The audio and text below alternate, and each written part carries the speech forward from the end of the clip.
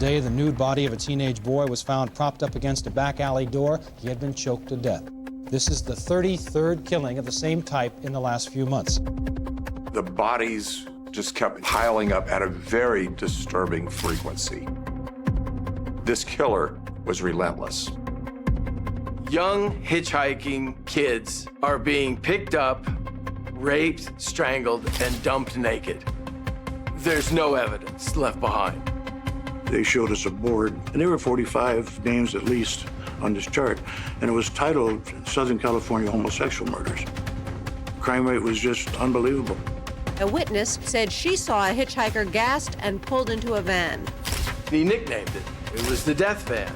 He would say, if you got in the death van, you didn't get out. The pressure of solving a case, you felt very personally involved. It was you against them.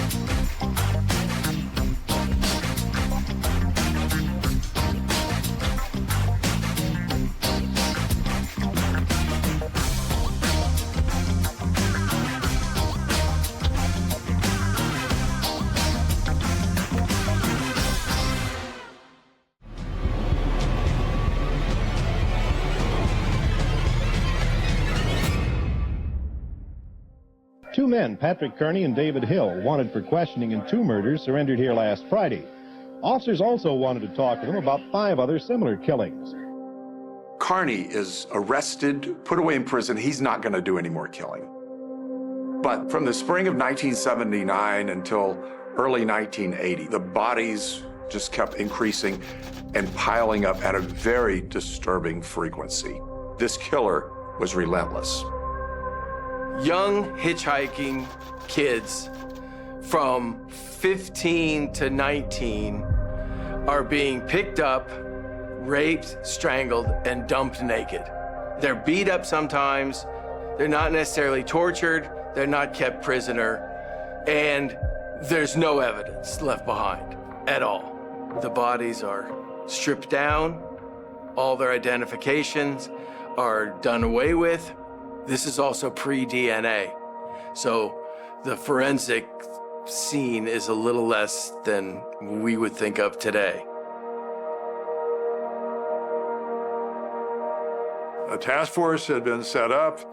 They were patting themselves on the back of what they had accomplished, but they hadn't solved the Freeway murders.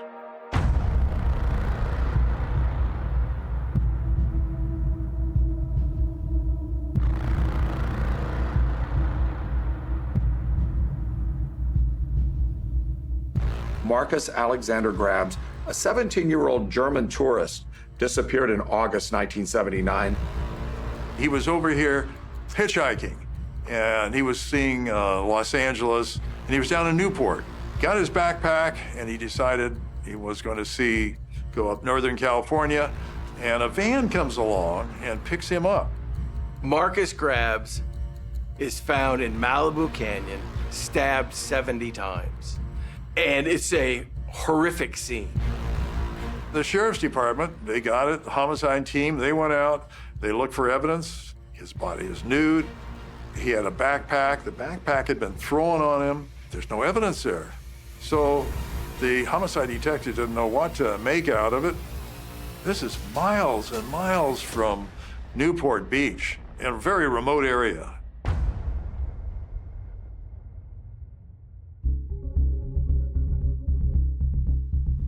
Donald Ray Hayden, 15, disappeared August 27th, 79 in Los Angeles County.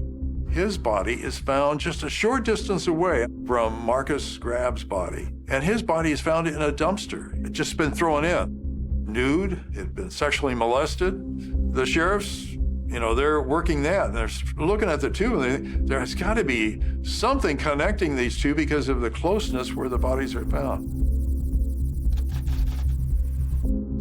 The gruesome discoveries were covering 6 counties, from Kern County to the north of Los Angeles County, Orange County to the south, on into Riverside County, San Bernardino County, a very large area of Southern California.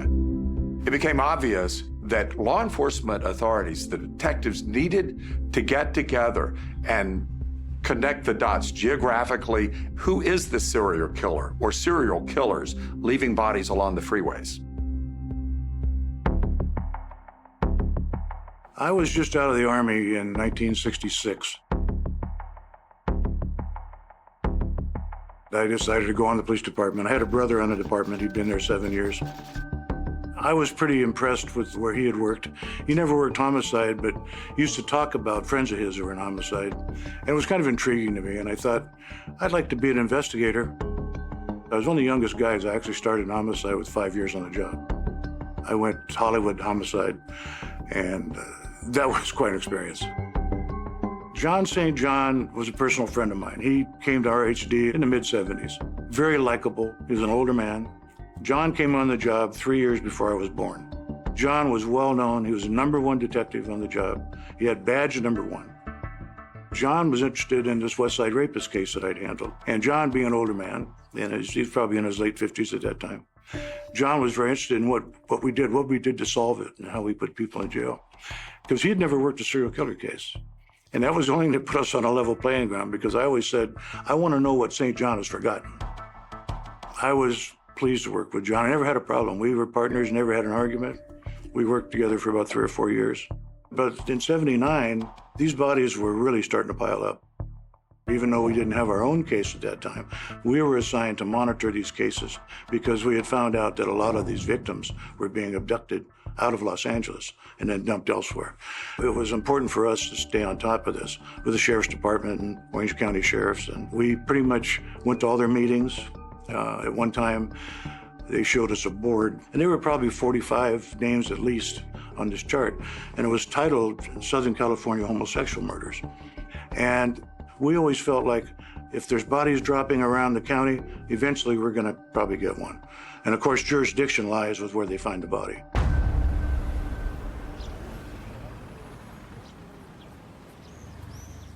John and I got our first call out. Central detectives called us in our office, which is only about a mile away from the dump site. And they said they had a nude young boy in a dumpster on Harlem Place off of 2nd Street.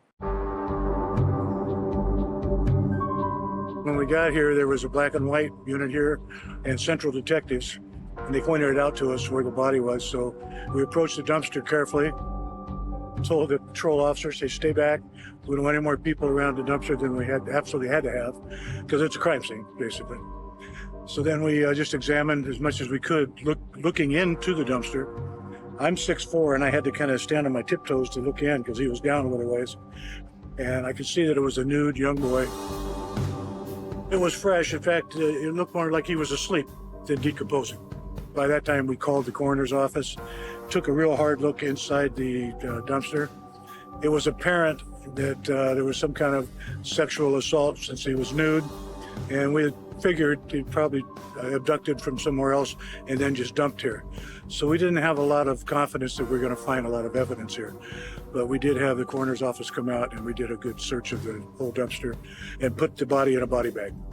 The first thought we had when we saw the body, it was so similar to all the others that had been occurring all through 1979. And of course, this was early into 1980, and we thought, oh boy, we're in for a rough year. We had about 9 different bodies at that time, but all similar situation, along freeways and in back alleys like this, behind gas stations. This just really, we were pretty convinced it was connected.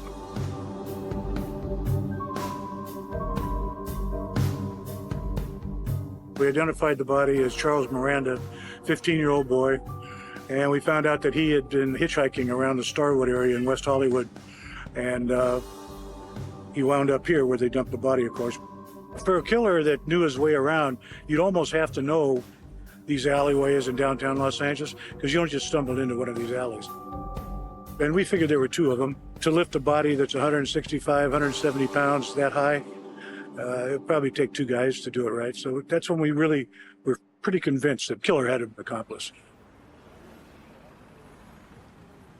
Looking at the body, it was disturbing to me for a lot of reasons. One, because he was about the age of my oldest son at the time. The body was badly bruised. It was hard to tell too much until the autopsy. And the autopsy kind of revealed that he had ligature marks and he'd been strangled and sexually assaulted.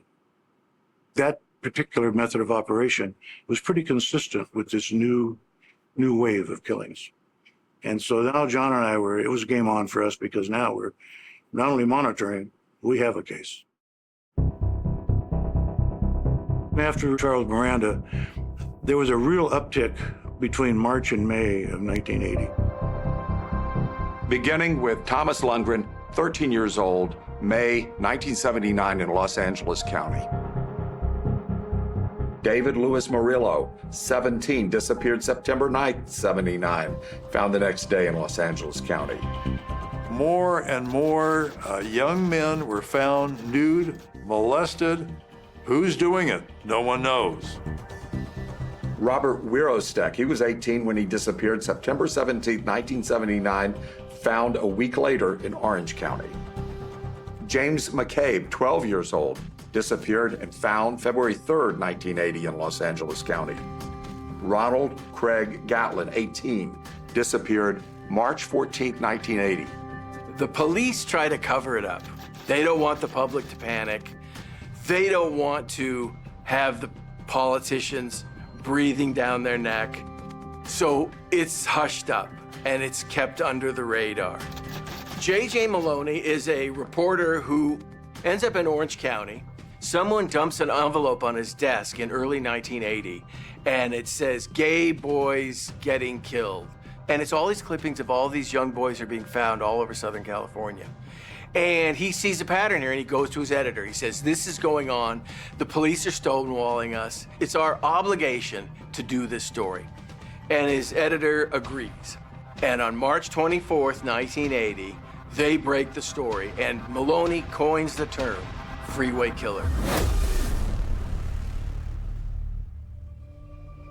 Today, the nude body of a teenage boy was found propped up against a back alley door. He had been choked to death. This is the 33rd killing of the same type in the last few months. The latest possible victim of the Freeway Killer was found Monday behind this mobile station in Huntington Beach. This is the 6th victim found in Orange County, and he superficially resembles the boy described last week by a witness who said she saw a hitchhiker gassed and pulled into a van. Behind the service station here at Beach and Adams, the nude body of 18-year-old Stephen Wells was found last Tuesday. The Huntington Beach police are asking for help in finding Stephen's killer. The television reporters, the newspapers were starting to really focus on this, and there started to be a panic about what was happening in Southern California. Why were all of these young men, teenagers and younger, being kidnapped and murdered and then dumped all throughout Southern California? I was a sergeant at the training academy, and they promoted me to lieutenant and then transferred me into the investigation bureau. And at this time, the assistant sheriff had decided that we needed someone to handle the press, because we were getting larger and more activity and having more and more contact with the media. Actually, I started the first PIO, Press Information Office, in Orange County. My job as a PIO was to answer their questions so that they wouldn't interfere with the investigation or be bothering the investigators while they're trying to work. One of the really things about serial killers that people have a rush, and especially the public. Oh, you've got a serial killer. You've got another Kearney out on the streets. No, we can't say that yet. And we used to take a lot of heat for that. They'd say, "Oh, you got it. You know, it's coming." No, we're not ready to say that there is a serial killer. We're still putting things together. So it took us quite a while before we admitted that there was a serial killer out there. The terror increased, especially in the gay community because it became obvious that many of these victims were either gay or bisexual or suspected of being gay. The gay community has been targeted with violence ever since the gay community has existed. So it's not new to have people targeting the community and trying to pick people off. In the past, the police usually wouldn't do very much about it either. Once you get into the 1970s and the political climate is a little bit different, the police are a little more obligated to at least go through the motions that they are investigating this. The perception in the gay community at that time would have certainly been that the police isn't going to lift a finger to help us with this, unless it makes them look bad somehow. They don't care about us. They've been targeting us for a century. We had a murder that involved homosexuals, but we didn't handle them any different than any other murder. Human beings are human beings. So there might have been a prejudice in some areas toward gay people, but we couldn't afford that. We had to be pretty much neutral and put our feet in the shoes of the victim and find out who did it. That was kind of our attitude. The feeling of law enforcement was we have a problem and we got to do something about it. We had a lot of information coming in. We had people making phone calls. We had people writing letters. We had people that show up. I have information, I think, maybe on a suspect. It was my job to take the information that came in relative to Los Angeles murders that were occurring with that MO. They all had to be categorized and thoroughly investigated, and that's where I came in, just on that particular MO of the young boys.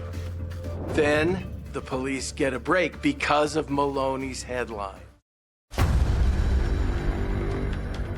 A young offender sees one of the headlines, and he had been part of it to a certain degree, and he realizes if the headline is correct, then the person in question, he thinks he knows who it is. Now, he doesn't know for sure, but he's got an idea. We had handled a case in Van Nuys, and John and I we were up all night, 36 hours at a crime scene, and we were both pretty beat. We got a call from the office, and we had pagers then, so my pager beeped. I called the office, and our lieutenant said, we have a kid over at Las Pedrenas, juvenile facility, who thinks he knows something about the Freeway killer. So John and I thought, well, we got a lot of clues like this. Tom had given us clues similar to this. But we thought, well, we better go do it now. So we went over there, and we get this kid, William Pugh, and he's in custody for grand theft auto. And he's a pretty streetwise kid, and he's kind of hustling. You can see he's hustling us, trying to get a deal, because he doesn't want to do any hard time in juvenile authorities. I said, I'll have to hear what you have to tell us first, and then we could talk to juvenile authorities. We'll see what we can do. So he said, well, I've been hanging out with this guy. He's an older guy, and he has a van. And he keeps a bunch of newspaper clippings in his glove box about the Freeway killer. He lives in Downey, and he has a lot of young boys coming to his house. He's got kind of a mean streak. I've seen him really get mad. And I said, what's his name? He said, William Bonin. That was like the light bulb just went off.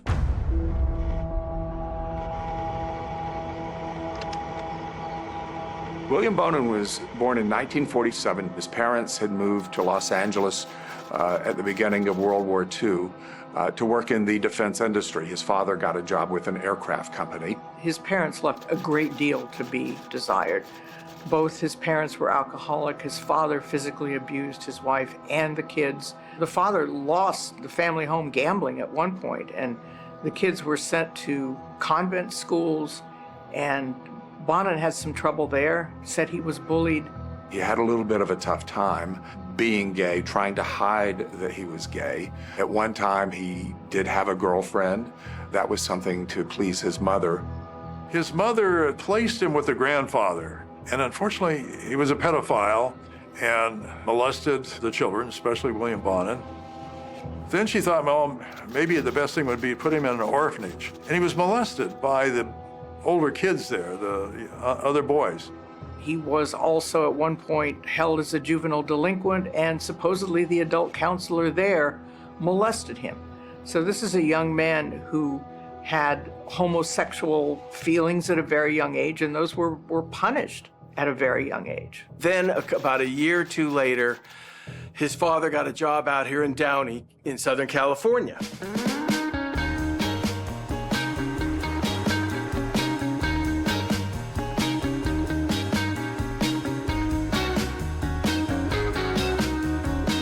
Downey, California is famous for three things. It has the oldest McDonald's that is in existence, still operating there, and it's famous for the Carpenters, a musical group. There was Karen Carpenter, Richard Carpenter, and of course, they're not too happy about the other thing they're famous for, and that is William Bonnet. When he moved in there, he had been abused, and he wanted to control the neighborhood kids. They would come by and he would give them alcohol or drugs or whatever for sexual favors. And you can imagine how the neighbors were not really happy on having William Bonnet in their neighborhood. He's, say, 14, 15. He's in a new environment. He doesn't socialize well. He doesn't want anyone to find out his secret about the fact that he might be attracted to boys. His mom goes to the track a lot. His dad's out drinking and gambling, so he's kind of on his own. And ends up getting in trouble with the law. He stole a car, he gets arrested. In high school, he starts just skipping school. And he basically becomes a high school dropout by the time he's a junior in high school. So this is, say, 67. The Vietnam War is heating up, so his mother talks him into joining the Army when he turns 18. She thought it might be good for him, it might give him some structure. He agreed, and he convinced a friend to join with him. And this is also part of Bonnet's persona. He hated doing things alone. He ends up in Vietnam right before the Tet Offensive, which is the most massive battle in the Vietnam War. He was stationed there during his Air Force term as a gunner in an aircraft and actually was awarded at one point for his bravery. He ran out of his helicopter, pulled a wounded soldier out under fire, dragged him back and saved his life. He also raped somebody at gunpoint, a fellow soldier in Vietnam, which he doesn't get in trouble for that. He must have seen a lot of heavy-duty action up and down because he was there when it was really intense battles. He also sees something which later plays in. He sees South Vietnamese troops shackling prisoners and then extracting information from them. At the end of his military service, there were a lot of disturbing signs about William Bonnet. In 1969, Bonnet was convicted of sexual assault against children. He's only back 2 or 3 months, and he's already raped 4 boys who were hitchhiking. He's sent to the Tascadero, to a mental institution, to see if they could rehabilitate him. And they tried and they gave up, and they said, just send him to the state prison, and he was sent to state prison. And eventually the state prison didn't know what to do with him, and he's released. So this is the type of individual we have, a person who could not control their emotions as to sexual molesting young children, especially young boys. He moved back home with his parents, tried working as a bartender, and then got a job as a truck driver. And he made a statement to himself, I will never allow anybody to survive.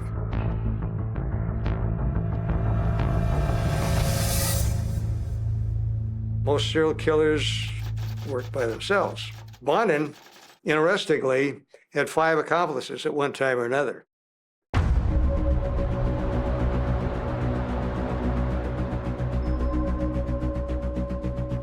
Vernon Butts was the big one because it was with Vernon Butts on an August evening at the drive-in theater. They're sitting there watching the movie, and they start talking about killing somebody. And all of a sudden, they decide to do it. So they left the drive-in, and they drove down to a freeway entrance where Bonnet knew that kids were hitchhiking. And they pick up this kid, Mark Shelton, and they take him up into the Cajon Pass, which is up in the hills. and they beat him up and they rape him. And now they're at the point where they can step back, but they kill him. It's like they walked through the dark panel into the new country. Bonin has now got the taste. And it's the taste that then keeps him going. It's the power. Bonin knew so much as to snatch some victims. When you snatched them, obviously they're not going along, they're not cooperating. So he had a van with a sliding door that didn't have to open out. It was a Ford van. It had been specially made so that it had no windows. You couldn't unlock the doors in the back from the inside. It had carpeting in the back, and he had curtains up front so you couldn't see into the back. And he nicknamed it. It was the death van. He would say, if you got in the death van, you didn't get out. He was just always looking for someone he could pull up on at a stop sign or a bus stop, coax him into his van somehow. He'd get him comfortable, you know, especially if there were hustlers. He detested hustlers, and he would get them into the van, and then he had a rope and a knife hidden away. And so as soon as they were in a compromised position, he would put the knife to their throat, tie them up, maybe work them over a little bit, then rape them, and then strangle them. Generally, he would take the T-shirt and strangle the individual with their own T-shirt. Sometimes he would take them to various locations. Sometimes he would take them to his friend Vernon Butts's house. Sometimes he would take them to his house in Downey, where he would molest them. And then he would kill them. Then would have to take the body out, put it back in the van, haul it someplace, and then dump the body along the highway somewhere. He would steal money from their pockets. There was accounts where they would go and buy food, fast food, and come back and eat it right next to the bodies that they had just killed. And Bonin would look over and say, "Thanks for this." We're in the southern part of Downey, and we come across the freeway here, and we come to where William Bonin lived with his mother. You can see what the house looks like. It looks like a normal track house. He would come in at nighttime, go through the door there, and a lot of times he would take the bodies, and sometimes they were tied up, and sometimes they walked in.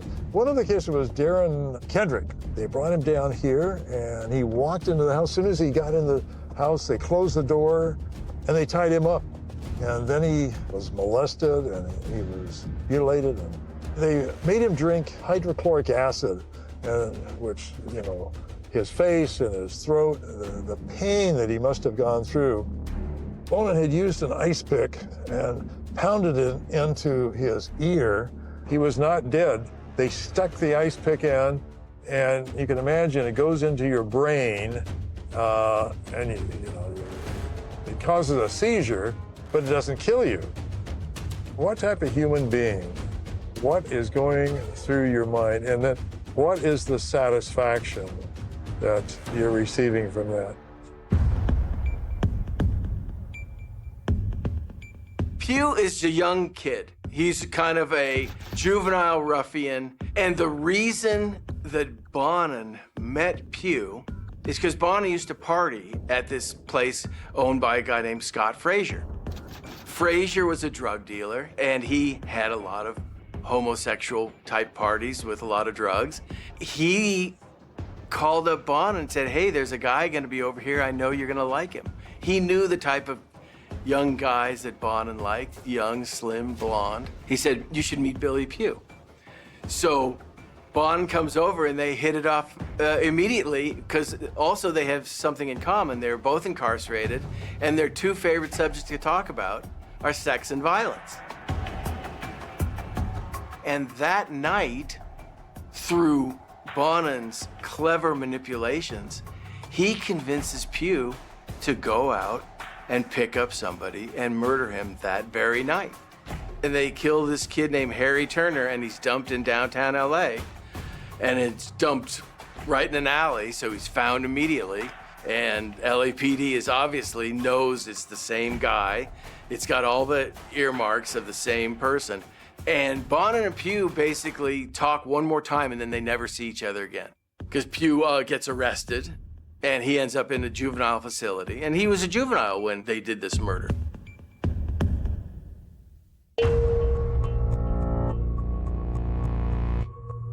William Bonin's name had come up at a couple of our different meetings with other agencies.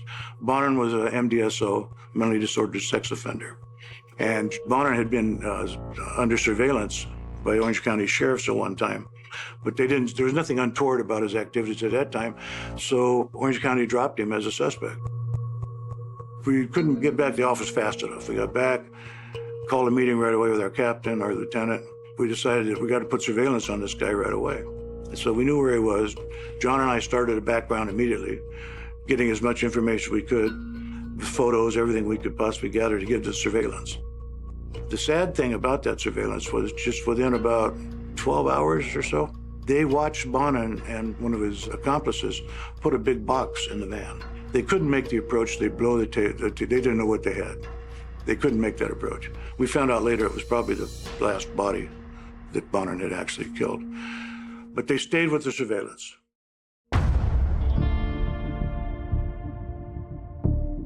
Bonin was under surveillance. He had taken this path all the way along the Hollywood Freeway.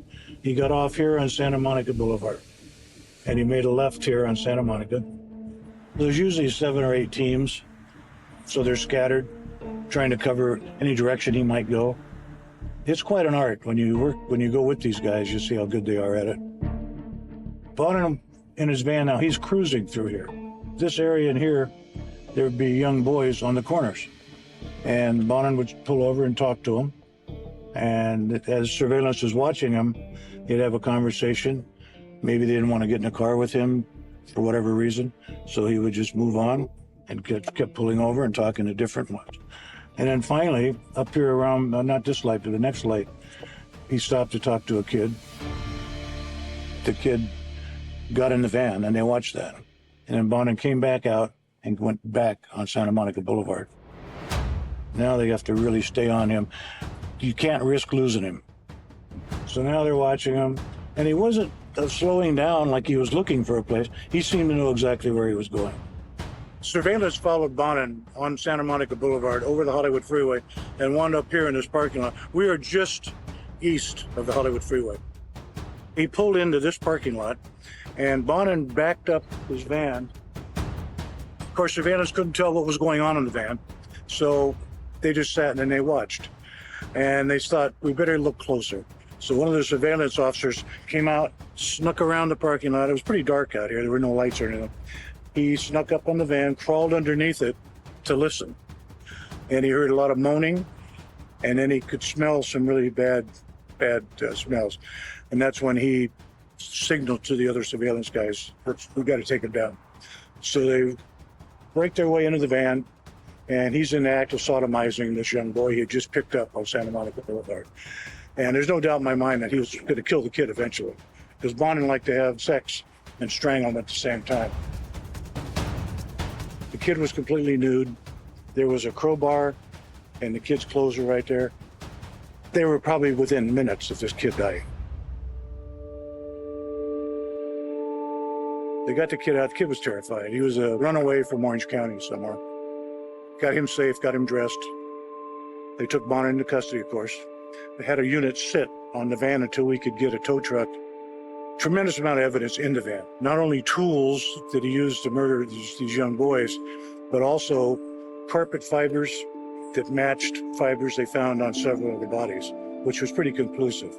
We didn't have DNA at that time, and there was a lot of blood and body fluids on the carpet, in the carpet. If we would have had DNA then, we probably could have identified certain victims, but that wasn't the case. That was one of the biggest cases I ever handled, so it was a relief to have him in custody, believe me. And I probably slept better that night than I have in a long time. It was pretty incredible.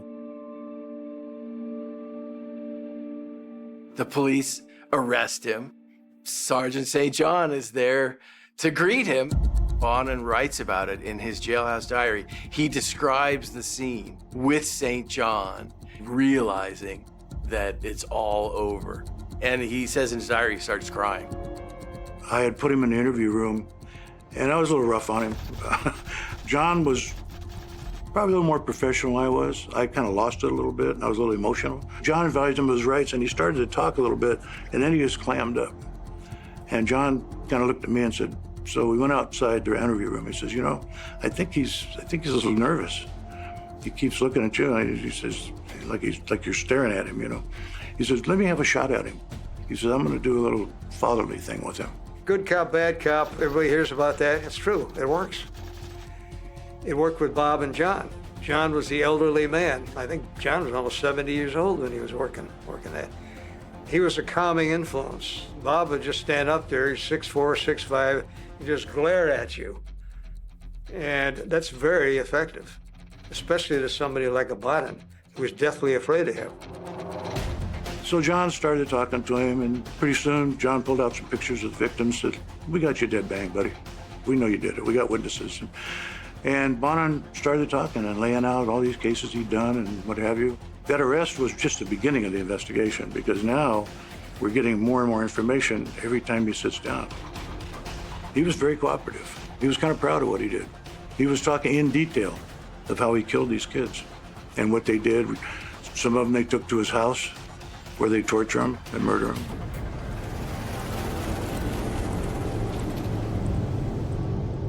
They had already got a confession from Bonin, but it was on the grounds that they wouldn't use it because he took them to other bodies. He was a very manipulative guy. That's where I became important to them. The night Bonin was arrested, everybody went to the mother's house in Downey. I saw this lonely figure of a woman sitting at the kitchen table. It was his mother. So the next day, I said to the newsroom, I said, look, I think I can get her to talk to me. Just give me a crew, let me see what happens. So I go back the next day, and sure enough, I got an interview with her. And she said how, he was a wonderful boy, and, he had a little trouble in the Army, and she didn't know he was gay, and she just can't believe he would do, it's typical mom protecting her son. Bonin's in court a couple days later. His attorney named Earl Hansen, who came up to me and gave me his card, and he said, listen, Bonin really appreciates the way you talk to his mother, and he'd like to talk to you. Show this card when you go to the jail, and you'll be able to go in. That would never happen today. Never. It's impossible. So I show the card, I get in, I go to where the attorney's room is. In comes Bonin. He's behind a plexiglass. I was surprised at how small he was. He was big. He's a big man, but he's not tall. I figured this guy would be overpowering all these kids, and put them in a hog tie and everything, big, massive muscle. No. I was there for about an hour and a half, no notes, because I wasn't allowed to take any notes. And he told me how he killed 26 kids. 26 kids. What really sent chills down my spine was when he said I would never stop. Unless I was arrested, he says, I was never going to stop. I asked Bonin, what was the thrill? And I remember he said he loved the sound and he loved the terror in their face. It was haunting, just plain haunting. I mean, he just really enjoyed killing.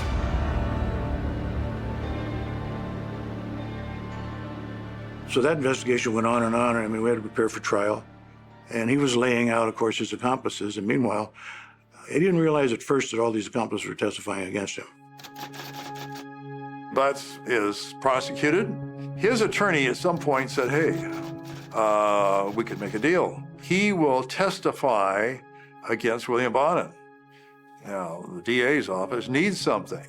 They can't, there are no witnesses who saw Bonin pick these people up, kill these people, or dump the body. He comes in and he testifies at the preliminary hearing, and he does it all, just down the line. We had our case. Everything was made. It was perfect. The DA couldn't have been happier. Then they checked out Butts' cell. He's hanged himself. Now, we don't have a case. All of those cases that Butts said, I was with him, I drove the van, we can't do those. We couldn't prosecute on the ones that Butts had told us that William Bonin had done. conscience started bothering me, and all the investigators and different police agencies said, look, we need you. And finally, 6 months into the fact, I said, okay, that's it. I can't handle this anymore. And I broke the story that Bonin had confessed to me. He said that once he got him in, the talk of sex came up. He always had a knife handy. He'd put a knife at their throat occasionally. And he says he bragged about the idea that he had a great ability to tie people up very quickly. That is really a no-no in the reporter world. Giving up your source or conveying information that he gave you. I admired him very much for what he did with Bonin. I've never had another reporter do that. I just felt it was the right thing to do. I'm glad I did. I mean, I got crucified by some members of the media. I got hammered by the TV Guide, which was a big publication back then. I had to do what I had to do, and I don't regret it to this day. I firmly believe that when the question comes up, are we journalists or citizens first, we are citizens first.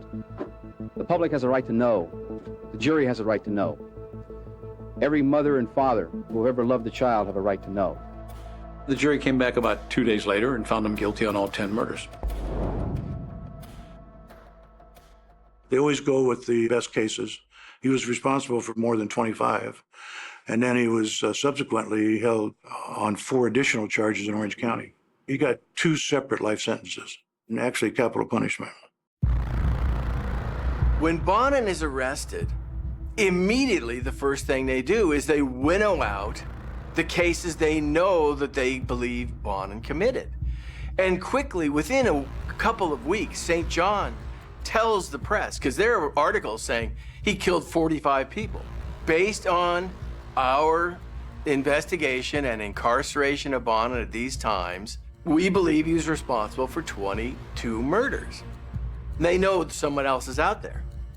All of a sudden, there are more bodies that are turning up, and the bodies are really mutilated, and some of them are chopped up, genitals cut off, found along various highways. What's going on?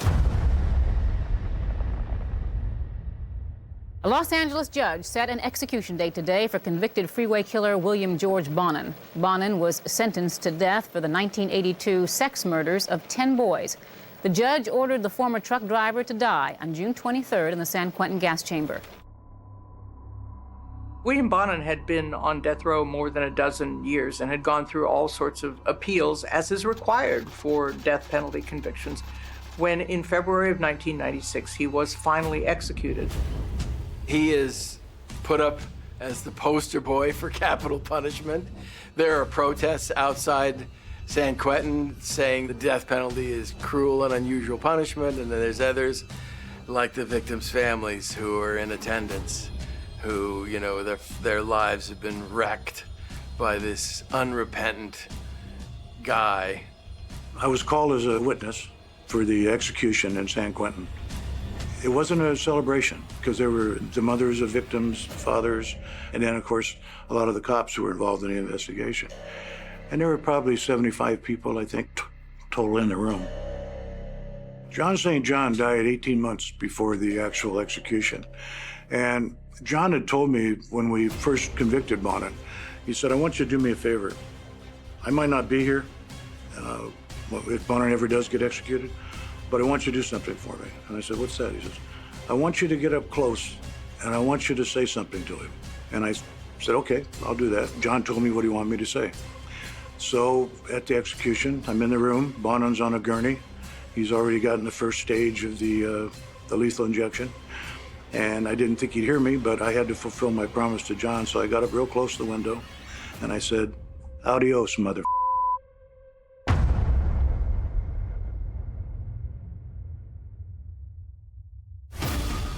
Orange County investigators are dealing with a possible mass murderer and a list of victims that continues to get longer. The bodies continue to pile up in Southern California. The madness has not ended. I didn't actually feel I was getting the job done because we were having so many of them, and just when they thought they'd have something, another body would show up. And we're going back and looking at the chart, we're saying, wait a minute, there might be a third guy here, because that MO was even a little bit different. He was the most sadistic out of all of them. The details about how they died, nothing can match the sickening descriptions It's like a trilogy of terror with these three guys.